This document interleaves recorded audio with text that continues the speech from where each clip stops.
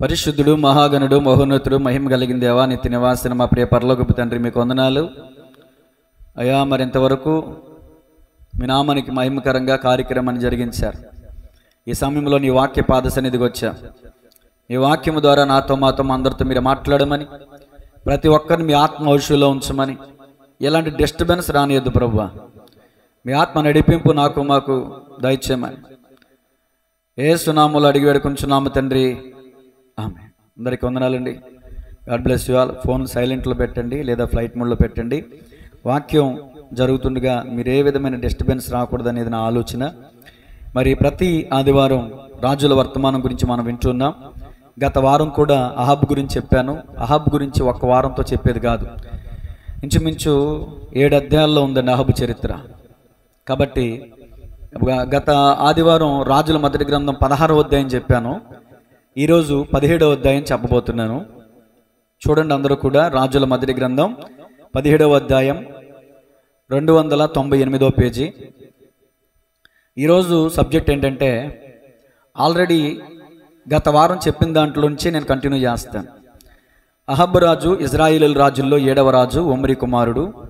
ఇతను 22 సంవత్సరాల పరిపాలన చేశాడు. క్రీస్తు పూర్వం 876 నుంచి 854 వరకు. ఇతని యొక్క పరిపాలన ఎలా ఉందంటే, యెహోవా దృష్టికి చెడుతనము చేసిన అహాబు. ఏ విధంగా చెడుతనం చేశాడంటే, 2 పనులు చేశాడు. యెజెబెల్ని వివాహం చేసుకున్నాడు. పెళ్లి చేసుకుంటే తప్పేంటని అంటారా? ఆత్మీయ బిడ్డను చేసుకుంటే తప్పేం కాదు. అన్య స్త్రీని, విగ్రహారాధికురాలని పెళ్లి చేసుకున్నాడు. ఆమె ద్వారా రాజ్యంలో ఎంత పతనం అనేది కలిగిందో గత వారం చెప్పాను. అందులో రెండో మాట, బయలుదేవతను పూజించాడు అహాబ్ అని చెప్పాను. ఆ మాటని ఈరోజు వివరించబోతున్నాను. చూడండి, రాజుల మొదటి గ్రంథం 17వ అధ్యాయం 1వ వచనం. అంతటా గిలాదు కాపురస్తుల సంబంధియగు తిష్బీయుడైన ఏలియా అహాబు నద్దకు వచ్చి, ఎవని సన్నిధిని నేను నిలబడి ఉన్నానో ఇజ్రాయేలు దేవుడైన ఆ యెహోవా జీవముతోడు నా మాట ప్రకారము గాక ఈ సంవత్సరములలో, అంటే దేవుడు నిర్ణయించిన సంవత్సరములలో మంచైనను వర్షమైనను పడదని ప్రకటించను. ఈ ఒక్క వచనమే ఈరోజు మన ప్రసంగం. ఈ 17వ అధ్యాయం అంతా మీరు ఇంటికి వెళ్ళాక చదువుకోండి, ఓకేనండి. ఈ మొదటి వచనాన్ని నేను వివరిస్తాను, దయచేసి జాగ్రత్తగా ఆలకించండి. దేవుడు ప్రవక్తని పిలిచి, ఏలియా అహాబు దగ్గరికి వెళ్ళి మాట ప్రకటించు. నేను వర్షాన్ని రానియకుండా ఆకాశాన్ని మూసేస్తున్నాను, మంచు పడనవ్వకుండా నేను అడ్డగిస్తున్నాను. మంచు పడదు, వర్షం కురదు. ఈ 2 విషయాలు వెళ్ళి చెప్పు అహాబుకి అని ఏలియా చెప్పాడు. ఇప్పుడు మిమ్మల్ని అడుగుతున్నాను, చెప్పండి, మంచు పడకపోతే, వర్షం కురవకపోతే నష్టం ఏంటి? పంటలుండవు, తినడానికి తిండుండదు, వసతులుండవు. వాన లేకపోతే మొక్కలకి ఉపయోగం ఉండదు. ఆ మొక్కలు లేకపోతే ఆక్సిజన్ ఉండదు. ఆహారం అన్నా లేకపోతే కొన్ని దినాలు బతుకుతామేమో, కానీ నీరు లేకపోతే చాలా ప్రమాదం. ఎందుకంటే నీరే ప్రాణాధారం. ఒక మానవుని శరీరంలో సగటున నీరే ఎక్కువగా ఉంటుంది. అందుకనే డాక్టర్లు చెప్తారు, నీళ్ళు ఎక్కువ తాగండి. నీళ్ళు ఎక్కువగా త్రాగపోవటం వల్ల ఈ మధ్యకాలంలో వచ్చే సమస్యలు, కిడ్నీ ఫెయిల్యూర్స్ అనేది రావటం జరుగుతుంది. వాటర్ ఎక్కువగా ఉండాలి, ఫిల్టర్ ఎక్కువగా చేస్తూ ఉంటుంది అన్నమాట కిడ్నీ. కాబట్టి నీళ్లు ఎక్కువగా త్రాగుతూ ఉండాలి. ఏదేమైనా కానివ్వండి, నీళ్లు పంటకి ఎంత అవసరమో, నీళ్లు మొక్కకి ఎంత అవసరమో, నీళ్లు మానవ జాతికి అంతే. మానవ మనుగడకి మూలం నీరు. అంత ప్రాణప్రదమైనటువంటి నీటిని, ఆకాశపు వర్షపు నీటిని దేవుడు ఆపేస్తున్నాడు. ఎందుకు ఆపేస్తున్నాడు? వర్షం లేకపోతే పంటలు ఉండవు, పంటలు లేకపోతే రైతులు లేరు, రైతులు లేకపోతే సమాజం ఏమైపోతుంది? ఎందుకు అంటే దేవునికి కోపం వచ్చింది. స్కూల్లో స్టూడెంట్స్ మాట వినలేదనుకోండి, ఎండలో నుంచోబెడతారు.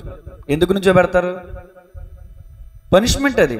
టీచర్ మాట వినలేదు, చేసుకురమ్మని చెప్పిన హోంవర్క్ చేయలేదు, చెప్పాల్సిన పాఠాలు అప్పచెప్పలేదు, అందుకనే ఎండలో నుంచోబెడతారు. మా టైంలో అయితే గోడకు చేయించేవాళ్ళు. గోడకు ఆనుకుని నేనేమనుకునేవాడిని, గోడ కుర్చీ అంటే గోడ దగ్గర కుర్చీ చేసుకుని కూర్చుంటామేమో అనుకునేవాడిని ఫస్ట్. తర్వాత అర్థమైంది, బెండి చేసి కాళ్ళ మీద కాలేసి కాళ్ళ మీద కూర్చుంటామని. తొడలో వణికిపోతా ఉండేవి. పనిష్మెంట్ అది. అమ్మో, రేపు మాత్రం ఆ హోంవర్క్ చేయకుండా రాకూడదురా బాబు, స్కూల్ అయినా మానేయాలి కానీ హోంవర్క్ మాత్రం చేయకుండా రాకూడదురా అనుకునేవాళ్ళం. పనిష్మెంట్ అది. అలాగే ఈ వర్షం ఎందుకు దేవుడు ఆపేస్తున్నాడండి? పనిష్మెంట్. ఈ మంచుని దేవుడు ఎందుకు ఆపేస్తున్నాడండి? పనిష్మెంట్. ఆకాశమందు దేవుడు అనేవాడు ఒక ఆయన ఉన్నాడని జనులు మర్చిపోతే, ఎవరిష్టానుసారంగా వాళ్ళు జీవిస్తే, దేవుడు పంపించే అనేకమైన పనిష్మెంట్స్లో ఒక పనిష్మెంట్ కరువు. కొన్ని సందర్భాల్లో తెగులు పంపించాడు ఆయన. కరోనా కూడా దేవుడి చిత్తం లేనిదే రాదు. అందరూ చైనా ఓడికి పడి ఏడుస్తున్నారు కానీ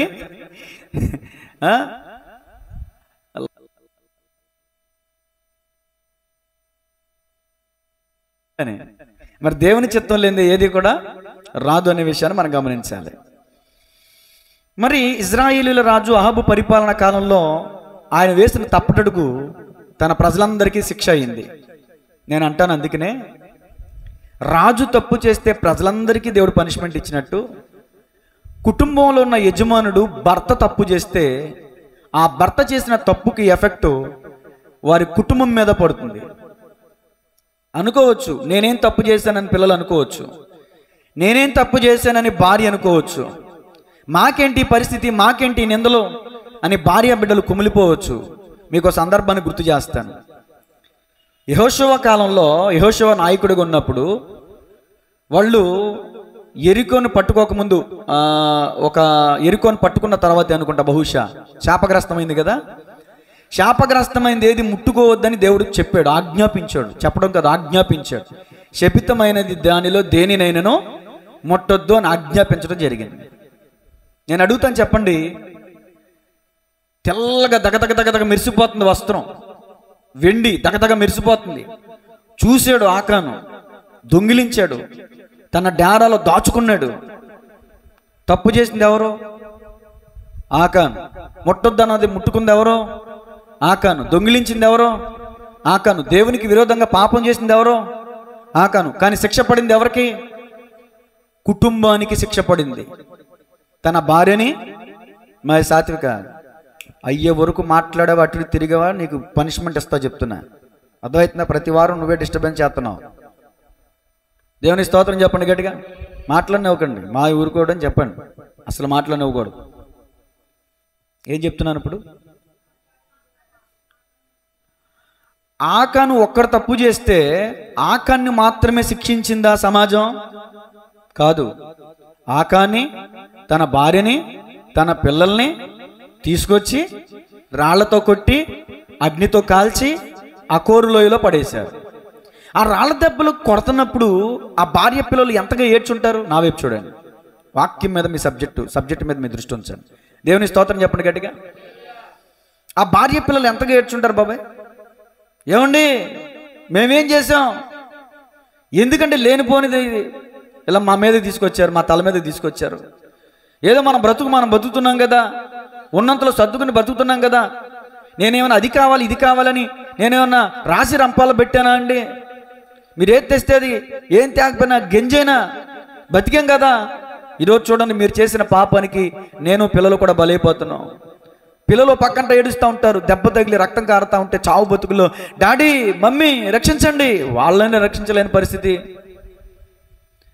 ఆ కుటుంబపు యజమాని ఒక్కడు చేసిన తప్పుకి కుటుంబానికి శిక్ష పడినట్టు, ఇజ్రాయేలీల రాజు అయినటువంటి అహాబు చేసిన తప్పుకి ఇజ్రాయేలీల రాజ్యం అంతటి మీదకి శిక్ష వచ్చింది.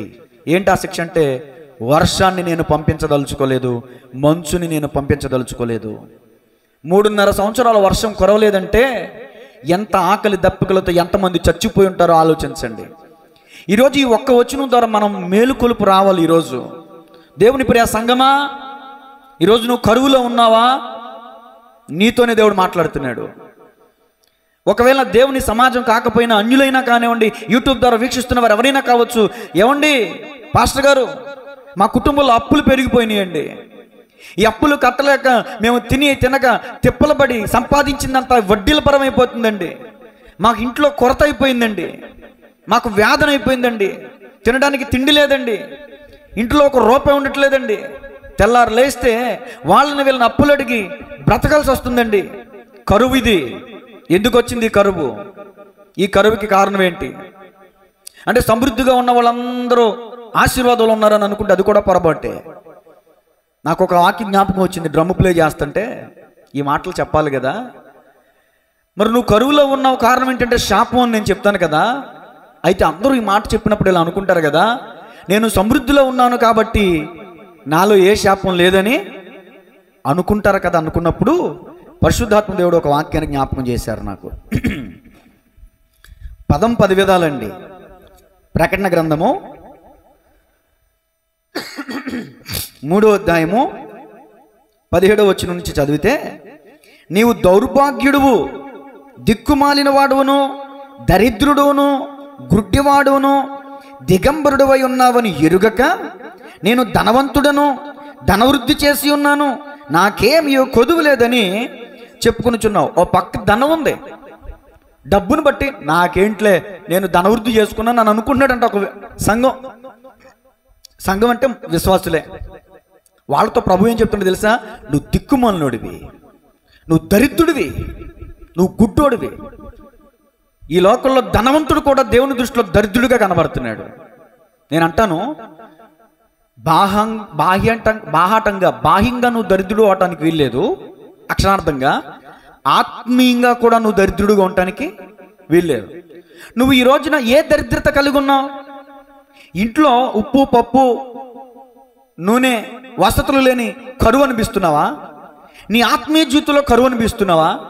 ఈ రెండింటిలో ఏ కరువు నువ్వు అనుభవించడానికి వీల్లేదు. 2వ కొరింథీ 8:9 మన ప్రభు అయిన యేసుక్రీస్తు కృపను మీరు ఎరుగుదురు కదా.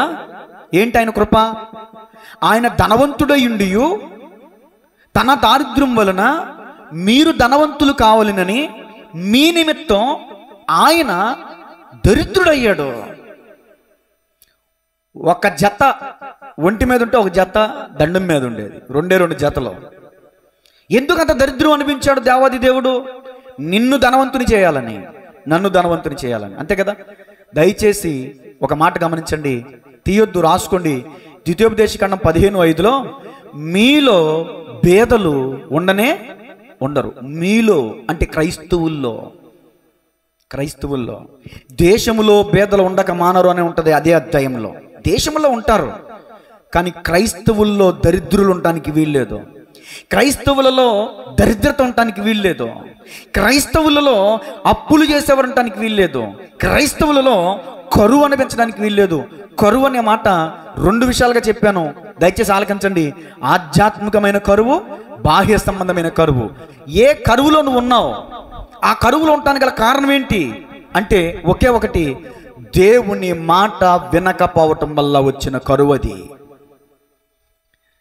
చేతులు చూస్తే చిల్లి గవ్వంటలేదు, కిచెన్ రూమ్లో చూస్తే ఒక సరుకు ఉండలేదు, ఇంట్లో వసతి లేదు, ఒంట్లో ఆరోగ్యం లేదు, తినవలసిన తిండి తినకపోతే వచ్చేదే రోగం. డాక్టర్ దగ్గరికి వెళ్తే చెప్తాడు, daily please 1 apple. No doctor అంటాడు, డైలీ ఒక యాపిల్ తిను. యాపిల్ తినాలంటే ఏముండాలి? డబ్బు ఉండాలి. యాపిల్ తినాలంటే ఏముండాలి? యాపిల్ పంట పండాలి. యాపిల్ పంట పండాలంటే ఏముండాలి? వర్షం రావాలి. అక్కడ వర్షాన్ని ఆపేసాడు దేవుడు. నీ దగ్గర డబ్బు ఉంటే ఉపయోగం ఏంటి? కొనుక్కోవడానికి అక్కడ ఆహారం లేదు. అది పరిస్థితి, ఇజ్రాయేలీల పరిస్థితి. ఒక అహాబు రాజు చేసిన చెడుతనం వల్ల ఇజ్రాయేలీల ప్రాంతం అంతటి మీదకి దేవుని శాపం వచ్చింది, దేవుని కోపం వచ్చింది. ఎక్కడుంది ఆ మాట? రాజుల మొదటి గ్రంథం 16వ అధ్యాయము 32 నుంచి చదువుతున్నాను చూడండి. షోమ్రోన్లో తాను బయలునకు కట్టించిన మందిరమందు దేని కట్టించాడంట? దేవుని బిడ్డయుండి దెయ్యానికి కట్టించాడు మందిరం. అర్థమవుతుందండి? దెయ్యానికి మందిరం కట్టించాడు. బయలునకు ఒక బలిపీఠం కట్టించాను, మరియు అహాబు దేవతా స్తంభం ఒకటి నిలిపాను. హెబ్రిలో ఆషేరా అని చూడండి, పుట్టినట్లో అంటే ఆషేరా అనే దేవత ఉంది. ఆ దేవతకు ఒక స్తంభం నిలిపాడంట. ఈ ప్రకారం అహాబు తన పూర్వీకులైన ఇజ్రాయేలీల రాజులందరికంటే ఎక్కువగా పాపము చేసి ఇజ్రాయేలీల దేవుడైన యెహోవాకు ఏం పుట్టించాడంట? కోపం పుట్టించాడంట. రాజు తలుచుకుంటే దెబ్బలు కొదువా? ఇతగాడు రాజే, కానీ దేవుడు రాజులకు రాజు, ప్రభులకు ప్రభువు. ఆయన తలుచుకుంటే దెబ్బలు కొదువా? ఆయన తలుచుకుంటే వర్షాన్ని ఇంటి కర్మ, ఎలాంటి తెగుళ్ళని రప్పించగలడు ఆయన. ఇశ్రాయేలీయులు ఐగుప్తులో బానిసలైనప్పుడు 10 తెగుళ్ళు పంపించాడు ఆయన. కప్పల్ని, పేల్ని, కందిరీగల్ని, నీళ్లు రక్తంగా మార్చబడటం, భయంకరమైన తెగుళ్ళు దేవుడు ఎందుకు పంపించాడంటే ఫరో దేవునికి కోపం పుట్టించాడు. పంపించేస్తానంటాడు కాసేపు, నేను పంపనంటాడు కాసేపు. పురుషులు వెళ్ళండి అంటాడు కాసేపు, స్త్రీలను ఆపండి అంటాడు. సరే పురుషులు స్త్రీలు వెళ్ళండి, పిల్లలు ఉండిపోండి అంటాడు. సరే మీ కుటుంబాలు వెళ్ళండి, మీ పశువులు ఇక్కడ ఉండిపోవాలంటాడు. ఒక్క డెక్కైనా విడవబడదన్నాడు మోషే. దేవునికి స్తోత్రం కలుగునుగా. సాతాను ప్లానింగ్కి బలైపోతున్నారు ఈ రోజున. ఫరోలో సాతాను నుండి మాట్లాడుతున్నాడు, పురుషులు వెళ్ళండి ఆరాధనకి, స్త్రీలు ఆగిపోతున్నారు. స్త్రీలు వెళ్ళండి, పురుషులు ఆగిపోతున్నారు. భార్యాభర్తలు వెళ్ళండి, పిల్లలు ఆగిపోతున్నారు. సరే కుటుంబాలతో వెళ్ళండి, ఉత్తి చేతులతో వెళ్ళండి. మీ దశం భాగం, మీ కానుక, మీ ప్రతిష్ఠిత అర్పణ తీసుకెళ్ళమాకండి. ఊరుకుంటారా మోషే? ఒక్క డెక్కైనా విడవబడదు. దేవుణ్ణి ఆరాధించడానికి మా పశువులతోనే మేము దేవుని మహింపరచాలి. ఆ పశువులను బలి ఇవ్వాలి. అక్కడికి వెళ్ళి ఆ పశువులను తీసుకెళ్ళకుండా మేము వెళ్ళి ఏం చేయం? ఉత్తి చేతులు తెలిపి దేవుని ఏం మహింపరచం? మేము ఉండాలి కదా. భర్త వస్తే భార్య రాదు, భార్య వస్తే భర్త రాడు, భార్య భర్తలు వస్తే పిల్లలు రారు, పిల్లలు వస్తే తల్లిదండ్రులు రారు. ఎందుకు రావట్లేదు వాళ్ళు? సాతాను వర్షంలో ఉన్నారు వాళ్ళు. సాతాను వేసిన ఎర్రకి బలైపోయారు వాళ్ళు. సాతాను వేసిన ఉచ్చికి బలైపోయారు వాళ్ళు. ఈ రోజున దేవుని మందిరానికి నువ్వు ఏ ఆటంకం వల్ల ఆగిపోతున్నావో నాకు తెలీదు. నిన్ను రానివ్వకుండా చేయటమే సాతాను గడి ప్లానింగ్. ఎందుకు? దేవుడి మందిరానికి నువ్వు వస్తే మాటలు వింటావుగా. మాటలు వింటే ఈ మాటలు వాక్యమని విత్తనాలు నీ హృదయలో పడతాయిగా. ఈ వాక్యమని విత్తనం నీ హృదయలో పడితే నువ్వు ఫలిస్తావుగా, నువ్వు అభివృద్ధి పొందుతావుగా, నువ్వు ఆశీర్వాదం పొందుకుంటావుగా. అది వాడికి ఇష్టం లేదు. అందుకనే వాక్యాన్ని విన్నవడం, వాక్యాన్ని పాటించనివ్వడం, రకరకాల ఇబ్బందులు, రకరకాల సమస్యలు. అహబ్బుని సాతాను వశం చేసుకున్నాడు. అహబ్బు ఇప్పుడు ఎవరి వశంలో ఉన్నాడంటే యెజెబెలు వశంలో, భార్య చేతులు బానిసైపోయి ఉన్నాడు. నేను చెప్తున్నా ఓ మాట, దేవుని ప్రియ సహోదరి సహోదరులారా, ఎవరికి బానిసలుగా ఉండకూడదు. పాపము చేయువాడు పాపానికి బానిస అని వాక్యం చెప్తుంది. మనం స్వతంత్రులుగా ఉండాలండి, మనం స్వతంత్రులుగా ఉండాలి. యెషయా దర్శనంలో కెరూబులు 2 రెక్కలతో ఏం చేస్తున్నాయి అంట? ఎగురుతున్నాయి, కట్టబడి లేవు. ఈ రోజున క్రైస్తవులు స్వేచ్ఛగా ఉండాలి. దేనికి లోక సంబంధమైన, ఏ పాప సంబంధమైన కట్టు చేత కట్టబడి ఉండకూడదు. క్రైస్తవులు ఈ రోజున కట్టబడి ఉంటే, క్రైస్తవుల యొద్దనే, దేవుని ఇంటి యొద్దనే తీర్పు ఆరంభమైతే దేవుని గురించి ఎరగని వాళ్ళ పరిస్థితి ఏంటి ఆలోచించండి. అయ్యో అయ్యో అయ్యో, వాక్యం చెప్తుంది దేవుని యొద్దనే తీర్పు, దేవుని ఇంటి యొద్దనే అంటే మన దగ్గరే తీర్పు ఆరంభమయ్యేలా ఉందంట. అసలు దేవుని ఎరగని వాళ్ళ పరిస్థితి ఏంటి? ఇంకా ఏదో ఆశ్రయించుకోవడం కోసం రావటం, కనబడడం, వెళ్ళిపోవడమే తప్ప వాక్యం పట్ల సరైన అవగాహన లేకుండా ఈ రోజున క్రైస్తవ సంఘ సమాజం కనబడుతుందండి. ప్రతిరోజు వాక్యం చదవాలండి, ప్రతిరోజు వాక్యం ధ్యానించాలండి, ప్రతిరోజు ప్రార్థన చేయాలండి. ఏదో ఓ సభకు వస్తే సరిపోతుందా? ప్రతి ఆదివారం రావద్దా? చూడండి, కొంతమంది ఆశీర్వాద కూడికి కనబడతారు, మరలా ఆదివారం కనబడరు. ఎంత వేషధారణ భక్తి, ఎంత భక్తిహీనత! ఇక్కడ అహబు వంశానికి లేదా అహబు రాజ్యానికి కరువు రావడానికి కారణం దేవుని భయము లేకపోవటం వల్ల, నెంబర్ 1. నెంబర్ 2, దేవుని మాట వినకపోవటం వల్ల. నేను ప్రతిసారి చెప్తా ఉంటాను, ఎవరైనా రాజు రాజ్యంలోకి పరిపాలన మొదలు పెట్టాడంటే ధర్మశాస్త్ర ప్రతిని తీసుకుని అతని దగ్గర పెట్టుకుని ఆ ధర్మశాస్త్రాన్ని చదువుకుని, ఆ ధర్మశాస్త్రం అంటే చట్టం, ఆ చట్ట ప్రకారంగా, దేవుడిచ్చిన చట్ట ప్రకారంగా రాజ్య పరిపాలన చేయాలి. ఇప్పుడు రానున్న ఎన్నికల్లో జగన్ గారు వచ్చినా, చంద్రబాబు గారు వచ్చినా, పవన్ కళ్యాణ్ గారు ఎవరు వచ్చినా వాళ్ళు ఏం చేయాలి తెలుసా?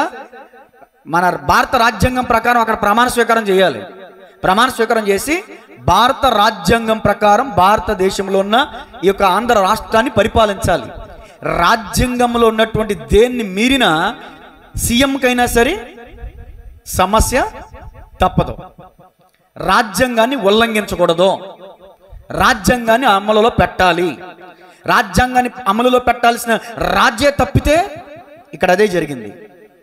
దేవుడిచ్చిన ధర్మశాస్త్రాన్ని, చట్టాన్ని, రాజ్యాంగాన్ని పక్కన పెట్టేసి ఇష్టానుసారంగా దేవతా స్తంభాలు నిలబెడుతున్నాడు, ఇష్టానుసారంగా దెయ్యాలకు బలిపీఠాలు కడుతున్నాడు, దెయ్యాలకి మందిరాన్ని కడుతున్నాడు. దేవునికి కోపం వస్తుందా రాదా? చెప్పండి. ఒక భార్య భర్త ఉన్నారు. ఆ భార్య పరాయి పురుషుడితో వేళాకోళం ఆడుతుంది. కట్టుకున్న భర్తకి ఏం వస్తుంది? కృష్ణదాది గారు, ఏం వస్తుంది? ఎందుకు కోపం వస్తుంది? అంతేనా?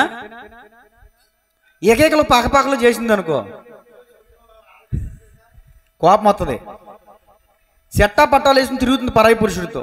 అప్పుడు ఏం చేస్తాడు? ఇరగొడతాం కాదు, ఈరోజు ఏం చేస్తాడు తెలుసా?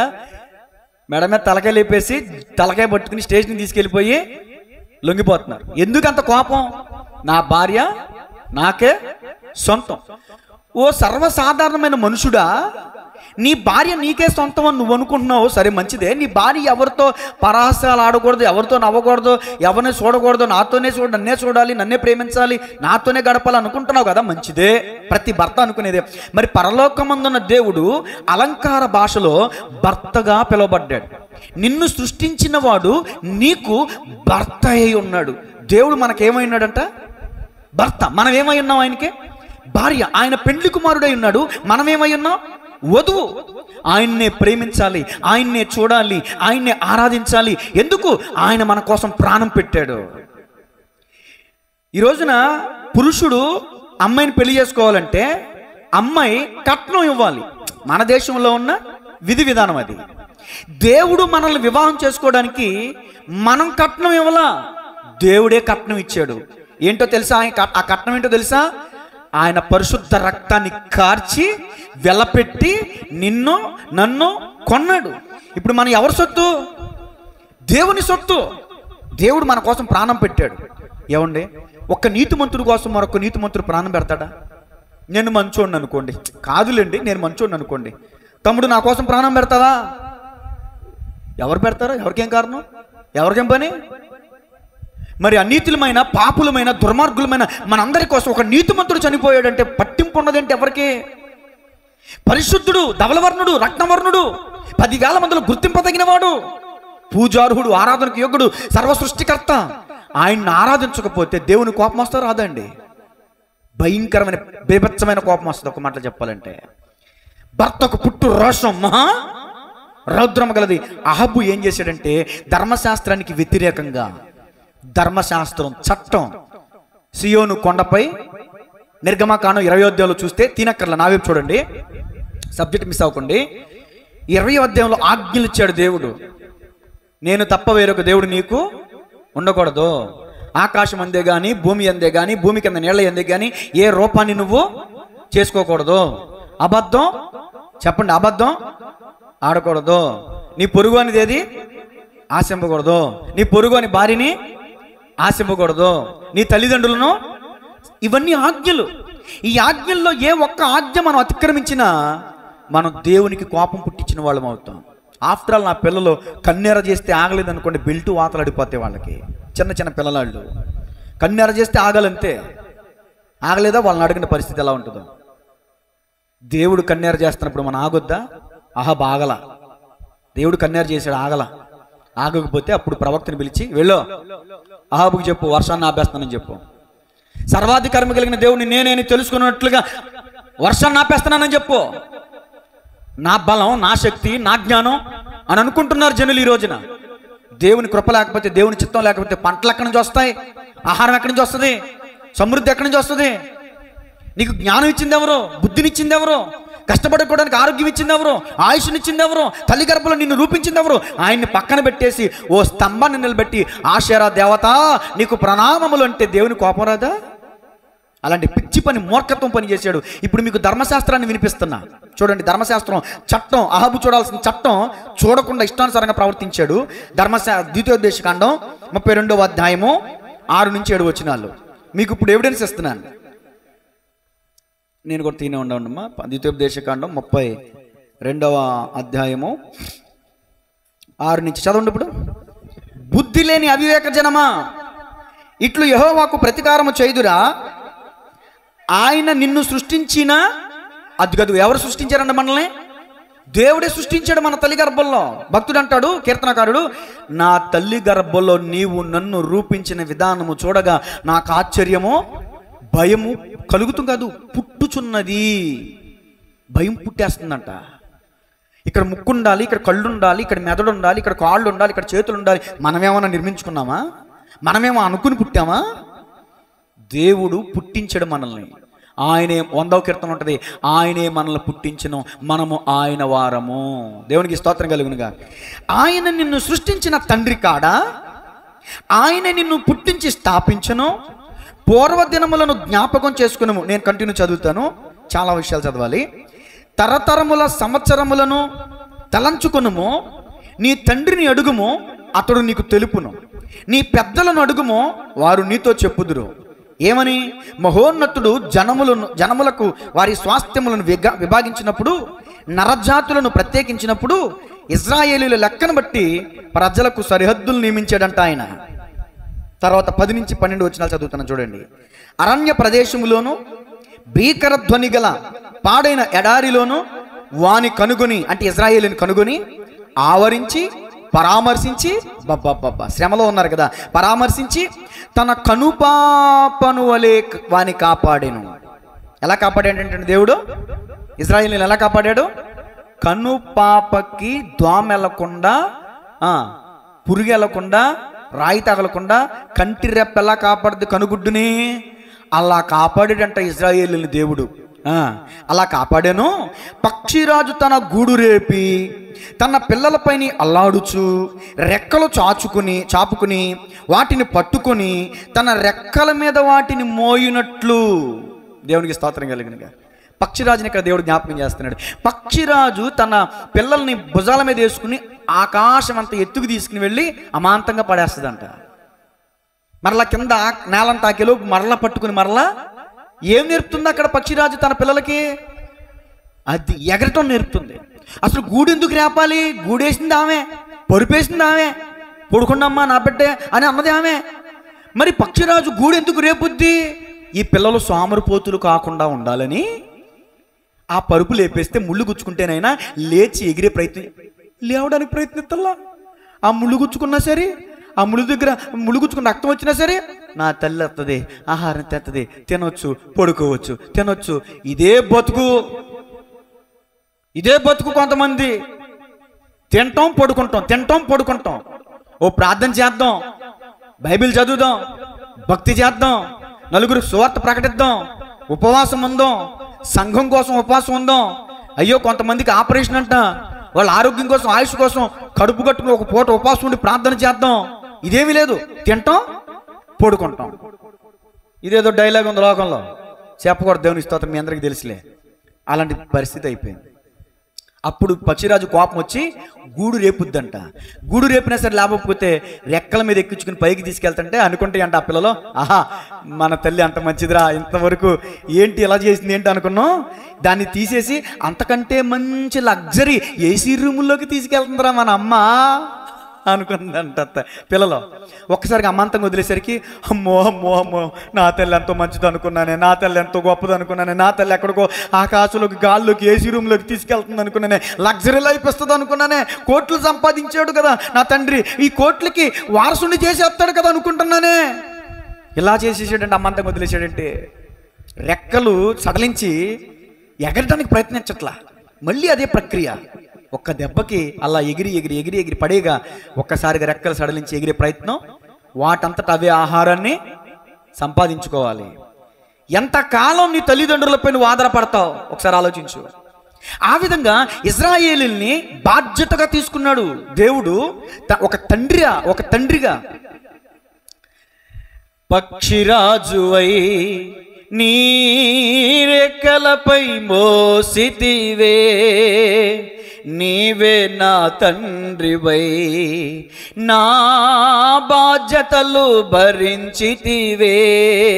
పక్షిరాజువై నీ రెక్కలపై మోసితివే, నీవే మా తండ్రివై మా బాధ్యతలు భరించితివే. దేవునికి స్తోత్రం కలుగును గాక. చాలండి.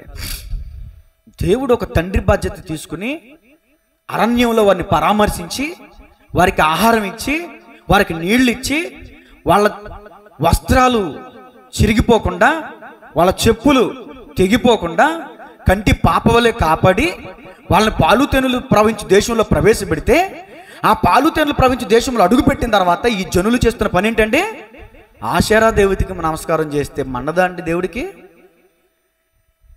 తిన్న చేతిని నరికేస్తే తాగిన అమ్మ పాలు తాగి రొమ్మును గుద్దినట్టు ఉండదండి పరిస్థితి. దేవునికి అంత శోకం తెప్పించారండి వీళ్ళు, అంత కోపం పుట్టించారండి.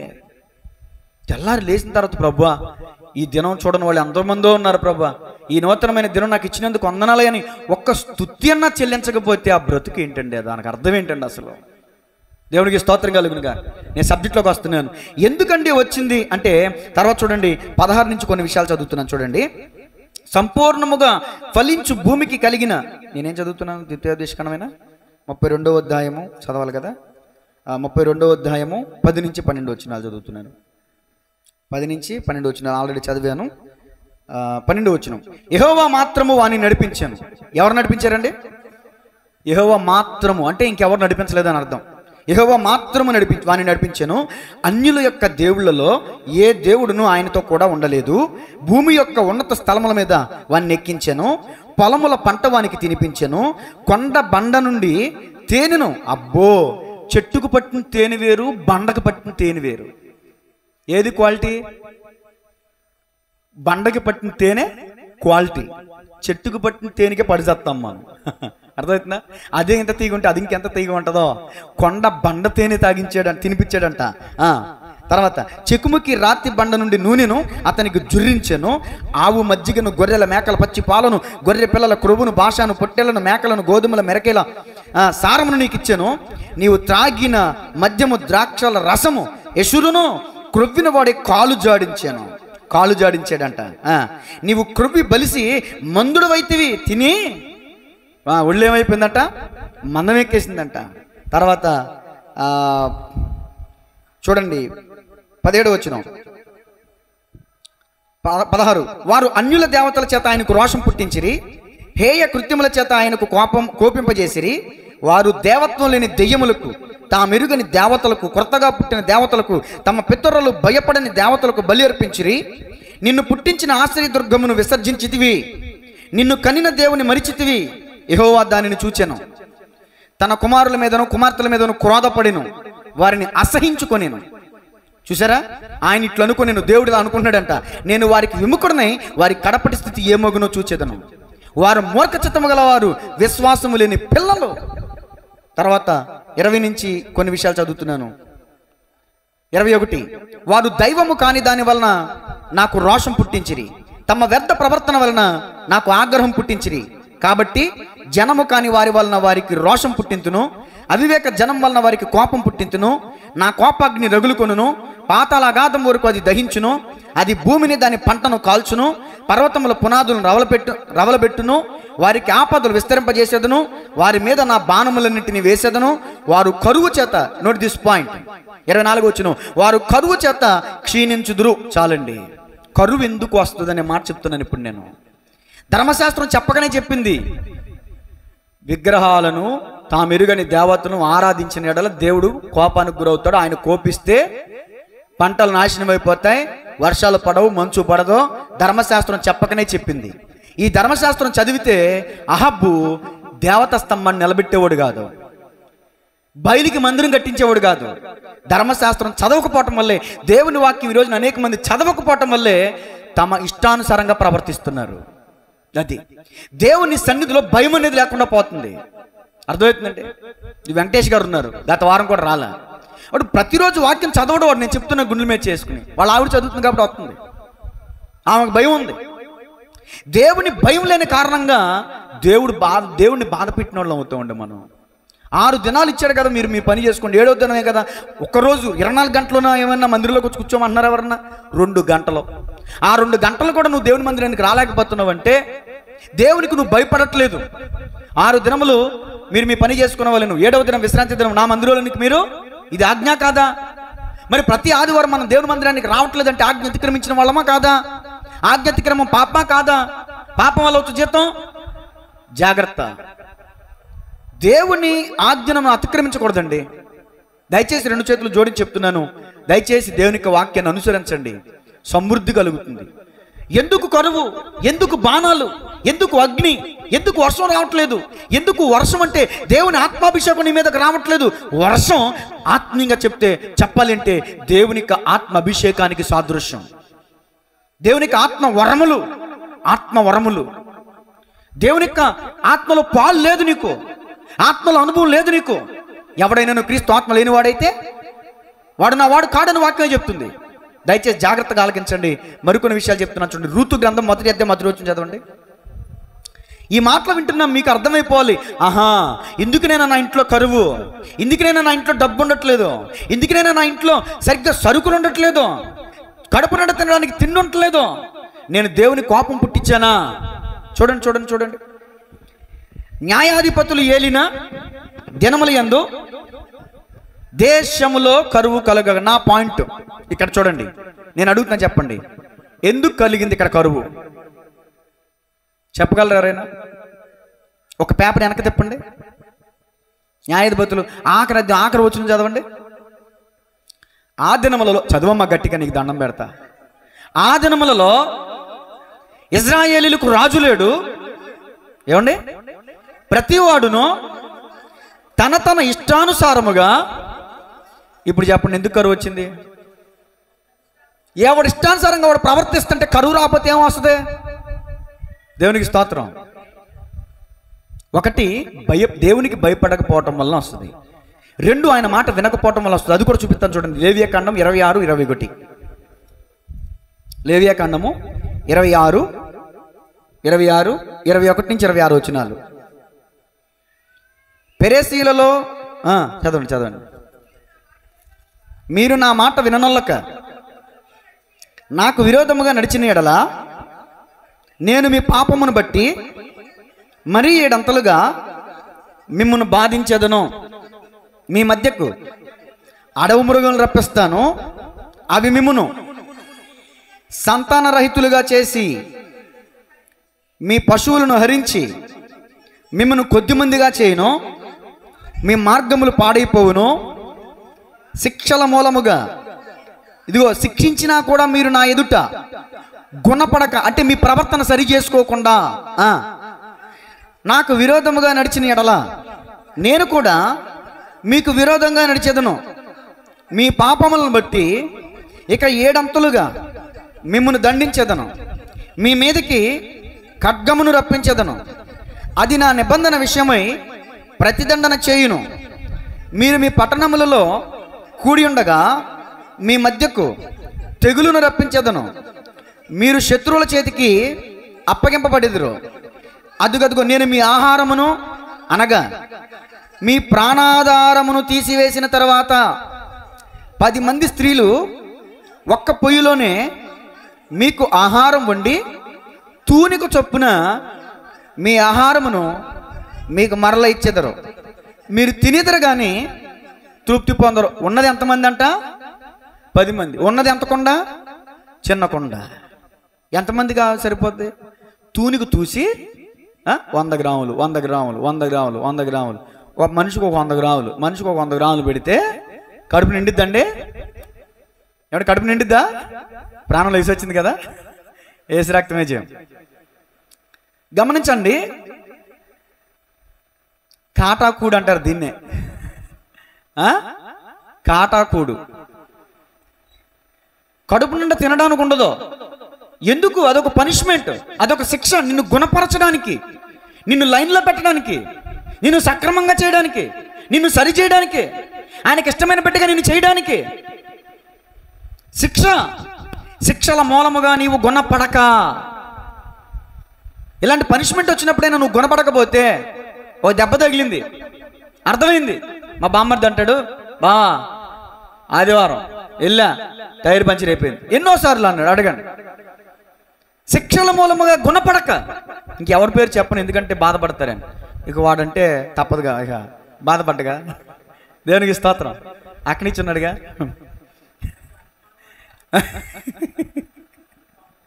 ఏసు రక్తమే. తాతయ్య గారు అన్నారు అత్తమానం అంటే ఆయనకు కూడా వస్తుందంట కోపం. ఏసు రక్తమే చేయం, కానీ అరుచుకుంటాడండి చూపించడం. సరే, దేవునికి స్తోత్రం కలుగునుగా. నేను అంటాను, ఆదివారం మానేసి అబాసుపాలు అయిపోయి అవమానానికి గురయ్యి ఆదివారం మానేసి నాకు ఉద్యోగం ఉంది దేవుని మందిరానికి వెళ్తే ఏంటి, వెళ్ళకపోతే ఏంటి, నాకు వ్యాపారం ఉంది దేవుని మందిరానికి వెళ్తే ఏంటి, లేకపోతే నాకేంటి, నా చేతి పని ఉంది దేవుని మందిరానికి వెళ్తే ఏంటి, వెళ్ళకపోతే నాకేంటి. అసలు ఆ పని చేసుకోవడానికి అవకాశం ఇచ్చింది ఎవరో? నేను అడుగుతాను, చెప్పండి. అబ్రహాము తన బిడ్డను ప్రేమించాడా, దేవుని ప్రేమించాడా? అబ్రహామా, నీ బిడ్డ నాకు బలిచ్చి అంటే బలి ఇవ్వడానికి కత్తెత్తేసాడు. ఆల్మోస్ట్ బలిచ్చేసినంతే. అంటే దేవుని కంటే ఎక్కువ తన బిడ్డ కూడా ఎక్కువ. ఈ రోజున వ్యాపారాలు ఎక్కువైపోతున్నాయి, ఉద్యోగాలు ఎక్కువైపోతున్నాయి ఆత్మీయుల విశ్వాసుల జీవితాలకి. అహాబుకి మనకి పెద్ద తేడా ఏముంది? ధర్మశాస్త్రాన్ని పక్కన పెట్టి దేవతా స్తంభాన్ని నిలబెట్టాడు అహాబు. నువ్వు నేనేం చేస్తున్నామంటే దేవుని ధర్మశాస్త్రాన్ని పక్కన పెట్టేసి, ఆజ్ఞను పక్కన పెట్టేసి, ఆదివారం ఆరాధన పక్కన పెట్టేసి ఫంక్షన్లకి, పార్కులకి, పిక్నిక్లకి, వ్యాపారాలకి, ఉద్యోగాలకి వెళ్తున్నావంటే నువ్వు ధర్మశాస్త్రాన్ని విసిరేసావు, ధర్మశాస్త్రాన్ని ఉల్లంఘించావు. అది అంటారు కదా, రాజ్యాంగాన్ని ఉల్లంఘించావు. మరి చట్టం తన పని తాను చేసుకుంటూ వెళ్ళిపోద్ది. దేవుని మాట వింటే దీవెన, వినకపోతే శాపం అండి. ఎందుకు చెప్పండి? దేవుడు నియమించిన కట్టడలు, ఆజ్ఞలు మన కోసమే కదా. ఆ కట్టడలో ఉంటే మనకు ఆశీర్వాదం అండి. ఆ గీత లోపల ఉంటే మనకు క్షేమం. గీత దాటితే సాతాను వశమైపోతాం. సాతాను ఆడేసుకుంటాడు, మామూలు కాదు. ఒక వ్యక్తి అంట యెరూషలేము నుండి ఎక్కడికి దిగెళ్తున్నాడంట? ఎరికోకి దిగెళ్తున్నాడంట. చిక్కేసాడు. ఎవరి చేతికి? దొంగల చేతికి చిక్కేసాడు. చిక్కా కూరుకుంటారా? వస్త్రాన్ని లాగేసుకున్నారు, ధనాన్ని లాగేసుకున్నారు, అంతా అయిపోయింది. యెరూషలేం అంటే దేవుని మందిరం ఉండే ప్రాంతం. దేవుని మందిరాన్ని విడిచి ఎరికో శాపగ్రస్తమైన ప్రాంతానికి వెళ్ళిపోతున్నాడు. నువ్వు దేవుని మందిరం ఆరాధనకి రాకుండా నువ్వు ఎక్కడికి వెళ్తున్నావో నాకు తెలియదు, అది నీకు శాపం. దొంగోడు పట్టుకుంటాడు నేను, జాగ్రత్త. కోపం రావచ్చు ఈ మాటల వల్ల. దొంగోడు పట్టుకోకముందే దయచేసి ఎరికోకు వెళ్ళొద్దు, దిగిపోవద్దు, ఆత్మీయ జీవితంలో పతనమైపోవద్దు. దొంగల చేతికి చిక్కిపోయాడు, కొన ప్రాణంతో వదిలేసిపోయారంతే. సాతాను చేతికి చిక్కితేనండి ఎలా ఉంటుందో తెలుసా? వ్యవహారం మామూలుగా ఉండదు. సరే, సమయం అవుతుంది, నేను ముగిస్తాను. కరువు ఎందుకు వచ్చింది అహాబు కాలంలో అంటానికి చెప్తున్నా. అహాబు దేవునికి భయపడలా, ఒకటి. రెండు, అహాబు దేవుని మాట వినలా, ఒకటి. తర్వాత న్యాయాధిపతుల నుంచి ఒక మాట చెప్పా, తమ ఇష్టానుసారంగా ప్రవర్తిస్తున్నారు కాబట్టే కరువు వచ్చింది. ఆత్మీయ బిడ్డలారా, మీ హృదయంలో అనేకమైన ప్రశ్నలు ఉండొచ్చు. నా ఇంట్లో ఎందుకు కరువు ఉంది, నా ఇంట్లో ఎందుకు సమస్య ఉంది, నా ఇంట్లో ఎందుకు అప్పులు ఉన్నాయి, నా ఇంట్లో ఎందుకు ఈ రోగాలు ఉన్నాయి అని ఒకవేళ కుమిలిపోతున్నావేమో, రాసుకో ఈ మాట. దైవజనుడిగా దేవుని ఆత్మ అభిషేకంతో చెప్తున్న మాట. నువ్వు దేవుని మాటను ధిక్కరిస్తున్నావు. దేవుని మాట అంటే నీకు అసలు భయం లేదు. చేయమన్న పని చేయట్లా, చేయొద్దన్న పని చేస్తున్నావు. దేవునికి స్తోత్రం కలుగును గాక. సమూయేలు 2వ గ్రంథం 21:1 మరొక మాట చూపిస్తున్నా, కరువు ఎందుకు వస్తుంది. సమూయేలు 2వ గ్రంథం 21:1 దావీదు కాలంలో కూడా కరువు వచ్చింది. ఎన్ని సంవత్సరాలు అంటమ్మా?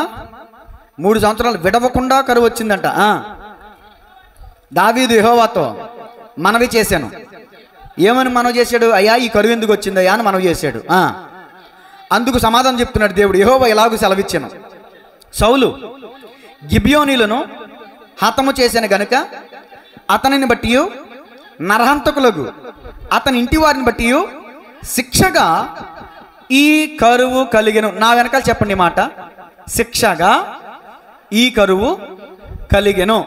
మరి మన కుటుంబాల్లో కరువు ఎందుకు వచ్చింది చెప్పండి? శిక్ష. దేనికి శిక్ష? మాట వినకపోవటం. ఇక్కడ ఎందుకు శిక్ష అంటే, సౌలు గిబియోనీలను చంపాడు. ఎందుకు చంపాడు?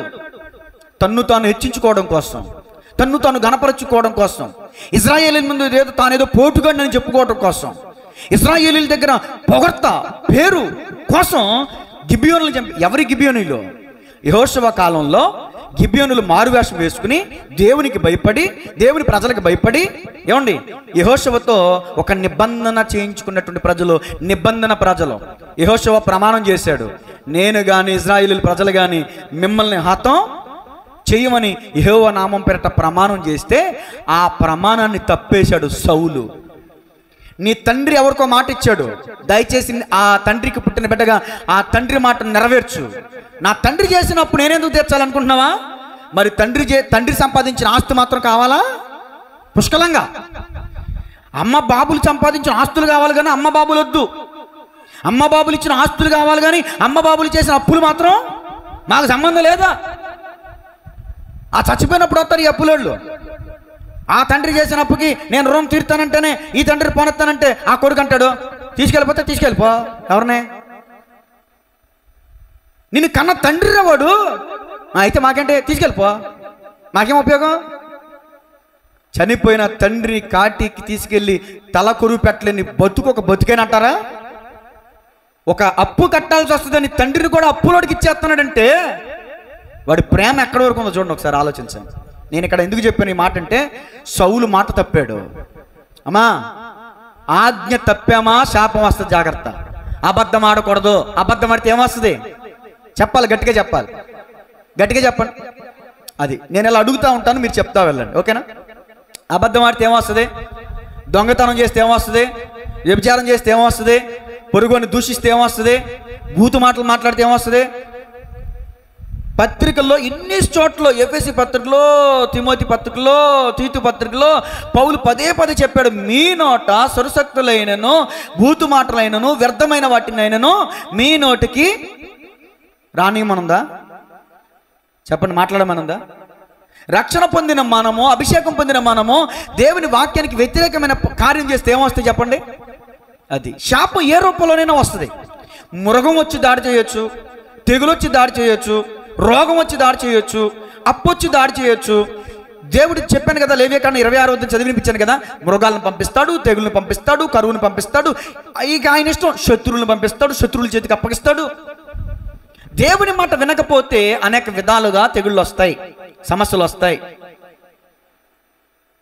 కరువు ఎంత భయంకరమో చెప్పి, కరువులో కూడా పోషించబడిన సందర్భం చెప్పి ముగిస్తా. ఓ 10 నిమిషాలు ముగిస్తానండి.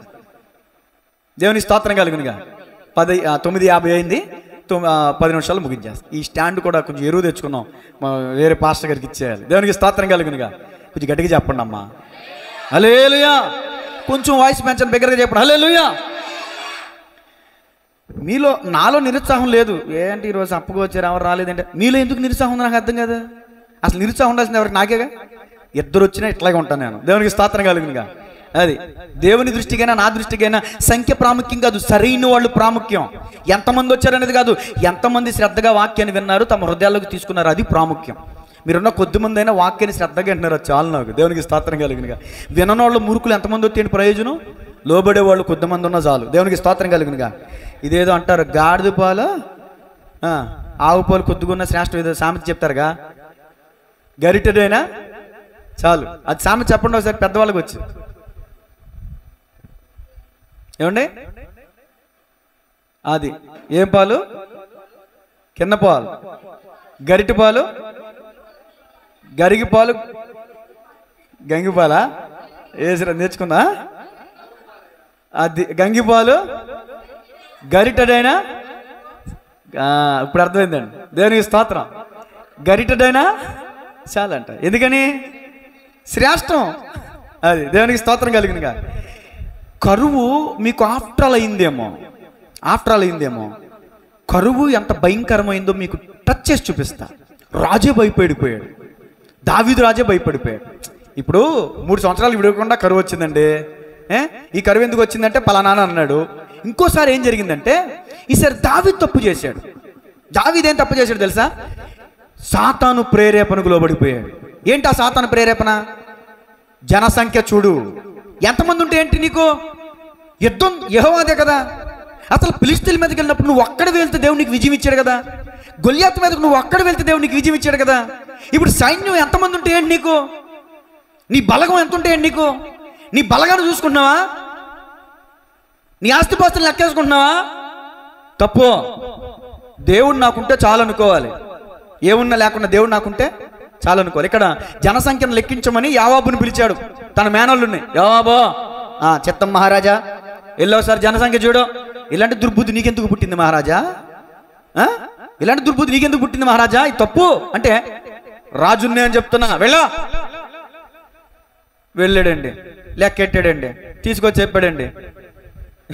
గాదు ప్రవక్త వచ్చాడండి. ఇప్పుడు చదవండి, దినవృత్తాంతముల మొదటి గ్రంథం 21వ అధ్యాయం. దినవృత్తాంతముల మొదటి గ్రంథం 21వ అధ్యాయం 21వ అధ్యాయం మొదటి వచనం.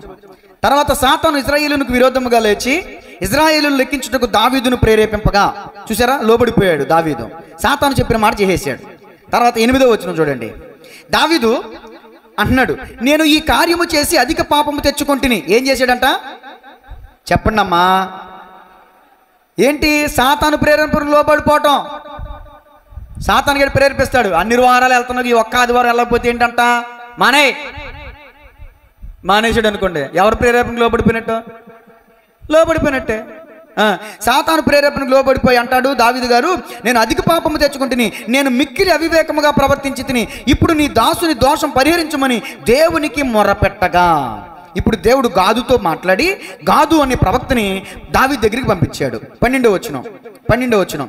కావున గాదు దావీదు నద్దకు వచ్చి ఇట్లా, నేను దావీదు మహారాజా, దేవునికి ప్రార్థన చేసావు కదా, పాపం చేసాను ఒప్పుకున్నావు కదా, దేవుడు నీ దగ్గరికి 3 సంగతులు పంపించాడు. ఎన్ని సంగతులు?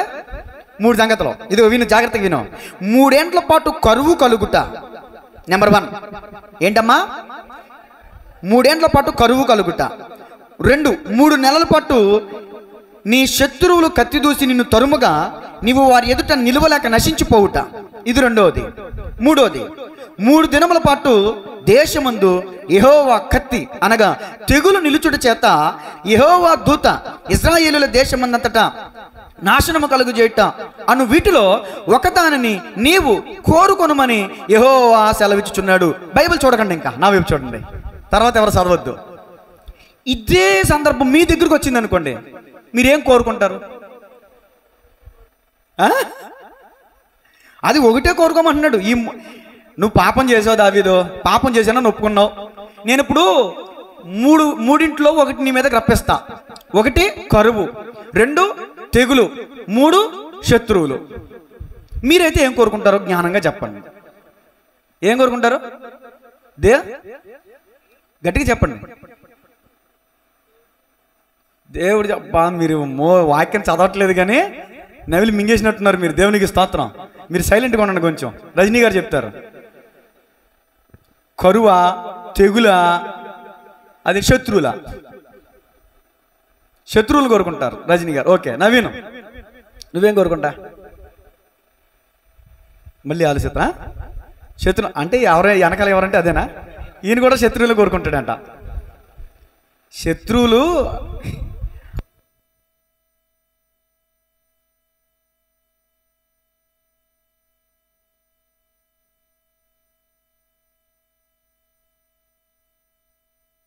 దేవునికి స్తోత్రం.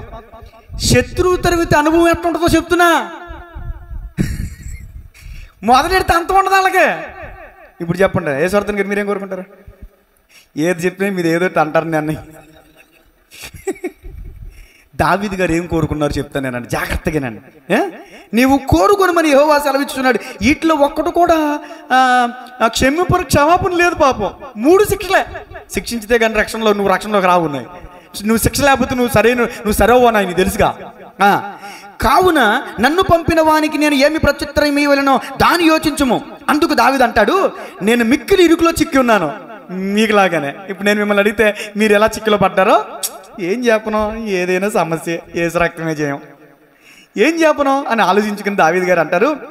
అందుకు దావీదు, నేను మిక్కిలి ఇరుకులో చిక్కి ఉన్నాను, యెహోవా మహాకృపగలవాడు. ఏంటమ్మా? మహాకృపగలవాడు. నేను మనుషుల చేతిలో పడక ఆయన చేతిలోనే పడుదునుగాక. గట్టిగా చప్పట్లు కొట్టను సార్. దీని అర్థం ఏంటి తెలుసా? మీరు చెప్పారుగా, దేవుని చేతులు ఎందుకు పడాలనుకుంటే తెలుసా? మనిషి చేతికి సిక్కితే వదలడు, నాశనం చేసే వరకు వదలడు మనిషి. కానీ దేవుడు అలా కాదు. అత్యంత కృప కలిగిన వాడు, దీర్ఘశాంతం కలిగిన వాడు. ఆయన శాసనాన్ని పెట్టేసిన తర్వాత అయ్యో నా బిడ్డ అనుకుంటాడు. ఆయన శత్రువు ఎందుకు అనుకుంటాడు? నామరూపాలు లేకుండా చేయాలనుకుంటాడు. అంతేనా? శత్రువుల చేతిలో పడాలనుకోలేదు, తెగులు చేతికి బలి అవ్వాలనుకోలేదు, దేవుడి చేతిలో పడాలనుకున్నాడు. దేవుడి చేతిలో పడాలనుకున్నాడు. ప్రభువా నీకైతే కనికరం ఉంటుంది, ఈ శత్రువులకైతే కనికరం ఉండదు ప్రభా, నీ చేతిలోనే పడుతున్నాయి అంటే 3 దినాలు తెగులు వచ్చింది, కొన్ని వేల మంది చచ్చిపోయారు. ఆ వేల మంది చచ్చిపోయినప్పుడు దావీదు అంటాడు, ఇది కాదు నా సబ్జెక్ట్, క్షమించాలి, కరువులో పడ్డానికి ఒప్పుకోలేదు. ఇది నా పాయింట్. ఎందుకంటే కరువు అంత భయంకరం. అంతకుముందు చూసాడుగా 3 సంవత్సరాలు విడవకుండా కరువు కలిగింది. సౌలు ప్రమాణం తప్పిన విధానంగా 3 సంవత్సరాలు కరువు అనిపించాడు కదా. 3 ఏళ్ళు కరువా ఒకప్పుడు అనిపించాం బాబోయ్. ఇప్పుడు మనకు కూడా తెలిసి రావాలి, కరోనా టైంలో చాలామంది కరువుతో చచ్చిపోయారు తెలుసా. కరోనాతో కొంతమంది చచ్చిపోతే, కరోనా వల్ల ఫుడ్ దొరక్క కరువుతో చచ్చిపోయిన వాళ్ళు కొంతమంది, కరోనా వచ్చిందని భయంతో చచ్చిపోయిన వాళ్ళు కొంతమంది. కరువులో పడ్డానికి ఇష్టపడలేదు దావీదు. కరువు అంత భయంకరం. అలాంటి కరువు వెలుబడి చేస్తుంది ఇప్పుడు ఇశ్రాయేలు రాజ్యం మీద. 3.5 సంవత్సరాలు వర్షం పడలేదు. ఈ వర్షం పడకపోవడానికి గల కారణం అహాబు చెడుతనం. ఏంటి అహాబు చెడుతనం? అహాబు దేవునికి భయపడలా, అహాబు దేవుని మాట వినలా, అహాబు విగ్రహారాధన చేశాడు, అహాబు చట్టాన్ని ఉల్లంఘించాడు, ధర్మశాస్త్రాన్ని క్రాస్ చేశాడు, చెయ్యొద్దన్న పని చేశాడు, చెయ్యమన్న పని చేయలా. నీ దేవుడిని యెహోవాను నేను తప్ప వేరొక దేవుడు నీకు ఉండకూడదని దేవుడు చెప్తే ఆ మాటను తోసేసి తన ఇష్టానుసారంగా ఆషేరా బయలుదేవతల్ని దేవుళ్ళుగా పెట్టుకుని మందిరాలు కట్టి దేవత స్తంభాలు నిలబెట్టి వాటిని పూజిస్తూ వస్తున్నాడు. దేవునికి కోపం పుట్టించాడు, దేవుడు కరువును పంపించాడు. అర్థమవుతుందండి? కరువులో కూడా సమృద్ధి కలిగి ఉండాలంటే ఏం చేయాలి? 10 అయిపోయింది కానీ సబ్జెక్ట్ ఆగిపోయింది. సింపుల్గా చెప్పేస్తా, కెరీతు అనుభవంలోకి మనం రావాలి. ఏ అనుభవంలోకి రావాలి? దేవుని యందు భయభక్తులు లేని వాళ్ళకి కరువు వస్తుంది, భయభక్తులు కలిగిన వారికి కరువులో కూడా సమృద్ధి వస్తుంది. చప్పట్లు కొట్టి దేవుని మనం మహిమపరుద్దాం. కరువు 3.5 సంవత్సరాలు కరువు అండి. ఏలియా అహాబుకు చెప్పావుగా, దావచే కెరీతు వాగు దగ్గరికి వెళ్ళావు, అక్కడ నీళ్ళు వస్తాయి, అక్కడ నీళ్ళు తాగి బతుకు. అక్కడికి వెళ్ళి నీళ్ళు తాగు, కాకుల చేత నీకు ఆహారం పంపిస్తా. వేడి చేత మీరు చెప్పేది కరెక్టేనా? కాకులు ఎక్కడైనా ఆహారం పెడతాయా? చేతుల్లోవి కాకునుకుంటేది ఒకే కన్ను, చూసి చూడడు చూస్తుంది, మెల్లకన్ను, వంకర నడక, సరిగ్గా నడకదు, గింతుతుంది, సరైన నడకలేదు, సరైన చూపు లేదు. ఆ కాకులు ఆహారం తెచ్చిపెట్టే అంటండి ఏలియాకి. రొట్టె మాంసం, ఒక అప్పడం మొక్క దొరికితే చాలనుకుంటది కాకి. అర్థమవుతుందా? అలాంటి కాకి ద్వారా ఏలియాని దేవుడు పోషించాడు, కరువులో పోషించబడ్డాడు. ఎందుకో తెలుసా? దేవుని యందు భయభక్తులు కలిగిన వాడు కాబట్టి. సింహపు పిల్లలైనా కొదువగలిగి ఆకలి గొనునా, సింహపు పిల్లలైనా కొదువగలిగి ఆకలి గొనినా, నీ పిల్లలు వాటి కంటే శ్రేష్ఠులే గదా, నీవున్నంత వరకు ఆశ్చర్యకరుడా, నాలోచనకర్తవు నేర్చుడగు తండ్రివి, మా షాలేమో రాజువు. దేవునికి స్తోత్రం.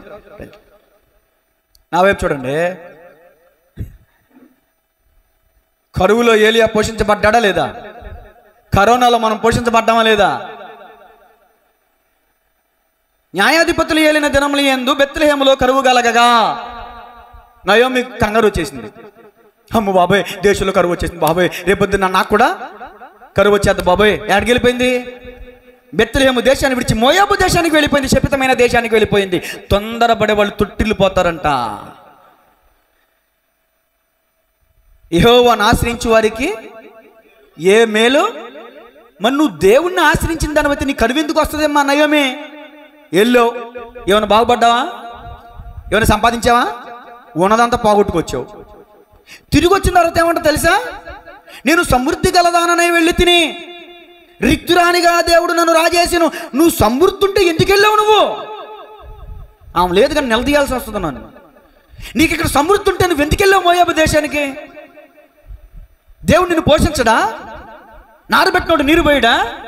బెత్లెహేము అంటే రొట్టెలు ఇల్లు మాంసపు గృహం అని కదా అర్థం. నీకు సమృద్ధి ఉందిగా, రేపు ఎప్పుడు కరువు వచ్చేస్తుందేనని ఇప్పుడు ఎంత ముందు చూపో.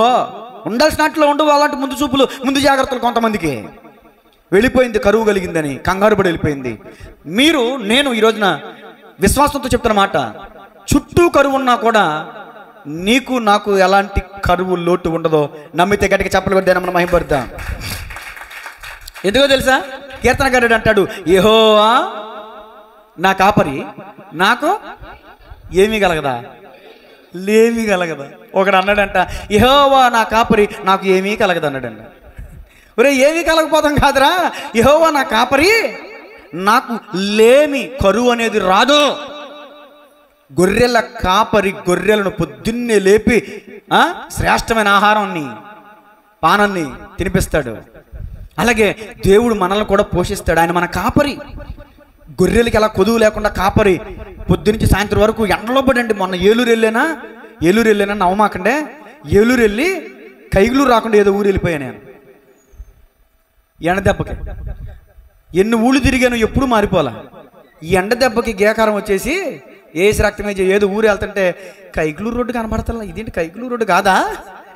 ఒక ఆయన ఎనపకోటి కనబడుతుంది, అసలు ఈ రోడ్లు ఇప్పుడు ఎనపకోట్లేదే భయా, ఇది కైగులూరు రోడ్డు కాదా అన్న. కాదన్నా, నువ్వు ఎక్కడో తప్పిపోయావు అన్నాడు. నేను తప్పిపోయానా అని, మరి ఇప్పుడు ఎటు వెళ్ళాలని అడిగాను. ఇంకెందుకులే, వెనకెళ్తాం, చాలా దూరం వచ్చేసావు, ఆ ఎదరికెళ్ళి కాలువగట్టు తగులుద్ది, ఆ కాలువగట్టు అంటే వెళ్ళిపో, కైగులూరు రోడ్డు వస్తుంది అన్నాడు. అది ఎక్కడ తేలింది చెప్పమంటారా? ఏరుంటా చూసారా, ఏరు డౌన్ ఉంటున్నా, అక్కడ తేలే. ఆ ఏరు గట్టంట తోలి తోలి తోలి. నేను అనుకుంటున్నాను, ఈ రోడ్డు డైరెక్ట్గా కైగులూరుకి వేసారేమో, ఈ తార్ రోడ్డు రాదేమో అలా అడుగుతుంది. గొర్రెల కాపులు తగిలారండి. గొర్రెలు దోగరా, ఎండ పొయ్యిలో పెట్టినట్టున్నాయి, కాళ్ళు మండిపోతున్నాయి, నీళ్ళు లేవు. వాళ్ళు గొర్రెల కాపులు అడిగా, ఇది కైకులూరు రోడ్డు అండి, కైకులూరు వెళ్ళిపోతా ఇలాగే అన్న. ఆ రోడ్డు తగులుతలేదు, రోడ్డు తగులుతలేదు. అప్పుడు నేను ఆ ఎండలో నడుతుంటే ఈ గొర్రెల కాపలు చూస్తుంటే ఇజ్రాయేలీలు గుర్తొచ్చారు నాకు. ఇంత ఎర్రటి ఎండలో ఇలా నడుతున్నారు, అప్పుడు ఇజ్రాయేలీలు ఏమైపోయారో ఏంటో అని. వాళ్ళు ఏమవలా, పగలు మేఘ స్తంభమై రాత్రి అగ్ని స్తంభమై, పగలు మేఘ స్తంభమై రాత్రి అగ్ని స్తంభమై, ఆవరించినావే సేద తీర్చినావే. ఆ రోడ్డు ఎక్కగానే నా ప్రాణం కూడా సేద తీరింది. అమ్మయ్యా, మార్గంలోకి వచ్చేసా. ఏసు రక్తమే చేయం. సేద తీరటం అంటే ఇదిగో, పగలు ఎండలాగా ఉండలేదంట, రాత్రి వెన్నెల దెబ్బ లేదంట. ఏసు రక్తమే చేయం. ఎండలో పడి వెళ్తుంటే మేఘాన్ని ఇచ్చాడు దేవుడు అక్కడ వాళ్ళకి. ఏసు రక్తమే చేయం. కాబట్టి గమనించే, యెహోవా నా కాపరి, నాకు లేమి గలదు. ఒక మాట చదువుకుని ముగించుకుందామండి, ఒక్క నిమిషంలో ముగించేస్తా. సామెతలు 13:25. సామెతలు ఇంకా మీరు చెప్పను, టైం అయిపోయింది. సామెతలు 13:25 10 అయిపోయింది. నీతిమంతుడు ఆకలి తీరా భోజనము చేయును, భక్తిహీనుల కడుపునకు లేమి కలుగును. ఇప్పుడు చెప్పండి, నేను ఇద్దరు గురించి చెప్పా. ఒకడేమో కరువులో ఉన్నాడు, ఒక ఆయనేమో సమృద్ధిలో ఉన్నాడు, ఆహారం తింటున్నాడు. కరువులో ఉన్నది ఎవరో ఏంటండి, ఒక అహబు. మరి ఆహారం తింటుంది ఎవరు? ఏలియా. వీళ్ళిద్దరిలో నీతిమంతుడు ఎవరో? ఏలియా. భక్తిహీనుడు ఎవరో? అహబు. ఇప్పుడు మనం నీతిమంతులుగా ఉంటే కడుపు నిండా తిండి దొరుకుద్దంట. నీతితో కూడిన కొంచెమే శ్రేష్టమంట.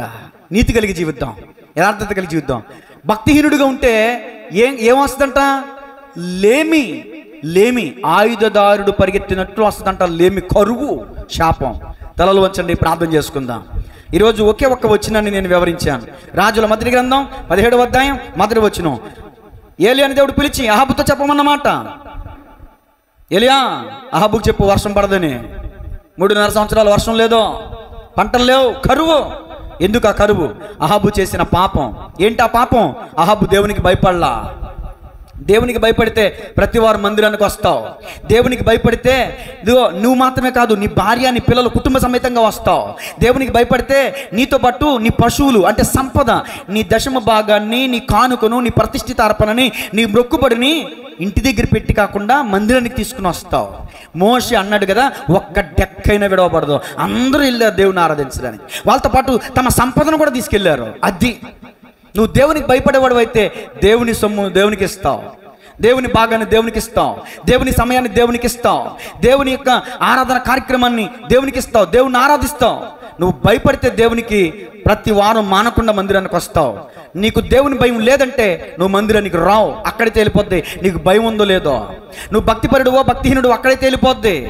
భక్తిపరుడువో భక్తిహీనుడువో ఆదివారం ఆరాధనకు వస్తున్నావా మాంతున్నావా అక్కడే తేలిపోద్ది. వస్తున్నా నువ్వు క్రమంగా వస్తున్నావా ఆలస్యంగా వస్తున్నావా అక్కడే తేలిపోద్ది మన భక్తి జీవితం, అక్కడే తేలిపోద్ది మన భక్తి జీవితం. అన్ని రంగాలు అన్ని విషయాల్లో మనం ఆలోచన చేసుకోవాలి. ముగిస్తున్నాను నేను. ఈ రోజున నీ కుటుంబంలో కరువు ఎందుకు ఉందనుకుంటున్నావు? బాణం ఎందుకు ఉందనుకుంటున్నావు? తెగులు ఎందుకు ఉందనుకుంటున్నావు? ప్రతికూలమైన పరిస్థితులు వ్యతిరేకతలు ఎందుకున్నాయి అనుకుంటున్నావు? ఎక్కడ నువ్వు దేవునికి భయపడకుండా పాపం చేస్తున్నావు. అనుదినము నువ్వు దేవుని వాక్యాన్ని చదవట్లా. కరువు అంటే బాహ్య సంబంధమైన కరువు మాత్రమే కాదు, ఆత్మ సంబంధమైన కరువు. నీ ఆత్మకు ఆహారం చాలా ప్రాముఖ్యం. నీ ఆత్మకు ఆహారం దేవుని వాక్యం, నీ ఆత్మకు పానం దేవుని వాక్యం. యవనస్తులు దేని చేత తమ నడతను శుద్ధిపరుచుకుందరు? దేవుని వాక్యము చేతనే కదా.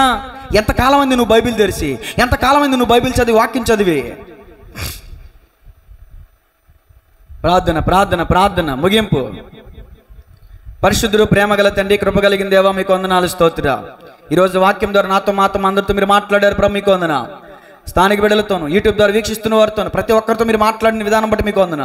నా కుటుంబంలో కరువు లేకుండా ఉండాలంటే, సమృద్ధి కలిగి నేను ఉండాలంటే, కడుపు నిండా తినాలంటే అయ్యా నీతిమంతులుగా ఉండాలని అయ్యా నీ వాక్యం ద్వారా తెలియజేశారు. ఏలియా నీతిమంతుడు, ఏలియా దేవుని భయభక్తులు కలిగిన వాడు.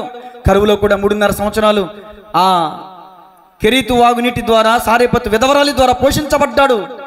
ఈ రోజున మా చుట్టూ పరిస్థితులు ఎంత క్లిష్టమైనా ఎంత భయంకరమైనా అయ్యా నీ కృప ద్వారా మేము పోషించబడతాం. ఆ విశ్వాసం మాకుంది ప్రభు, నమ్మకం మాకుంది. నీ ఎందుకు భయభక్తులు లేని కృప నాకు మాకు అందరికీ దయచేయమని. నీతిమంతుడని ఏలియా వలె జీవించాలి, అహబోలే మేము ఉండకూడదని ఈ వాక్యం ద్వారా మాకు పాఠం నేర్పించారు.